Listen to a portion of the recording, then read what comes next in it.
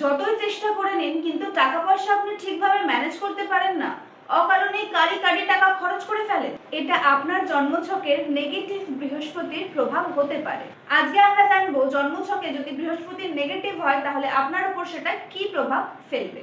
রং judgement, মানুষ চিনতে না পারা, যে কোনো কিছু নিয়ে ওভার কনফিডেন্স, ফেক প্রমিসেস বা আনরিয়ালিস্টিক এক্সপেকটেশনস, টাকা পয়সা একদম ম্যানেজ না করতে পারা, হাই নলেজ থাকা সত্ত্বেও সেটাকে ইউজ করতে না পারা, লেজিনেস, লাইফে প্রপার গাইডেন্সের অভাব, নানান রকম অন্ধবিশ্বাসে নিজেকে আঁকড়ে রাখা, ক্যারিয়ার ডিরেকশন নিয়ে কনফিউশন, মোরাল ইমব্যালেন্স, লাইফে গুরুতুল্য কারোর সাথে কনফ্লিক্টের হাই চান্সেস। জন্মছকে বৃহস্পতি নেগেটিভ থাকলে অনেক সময় মানুষ ভুল পথকেই সঠিক বলে মনে করেন আর বহুদূর এগোনোর পর নিজের ভুলটা রিয়েলাইজ করেন। তো এই দুটো ভিডিও দেখে আপনার কি মনে হয়, আপনার বার্থ চার্টে জুপিটার বা বৃহস্পতি পজিটিভ না নেগেটিভ? কমেন্টে জানান। আর পার্সোনাল কনসালটেশন বুকিং এর জন্য স্ক্রিনে দেওয়া নম্বরে হোয়াটসঅ্যাপ করুন। Thank you so much.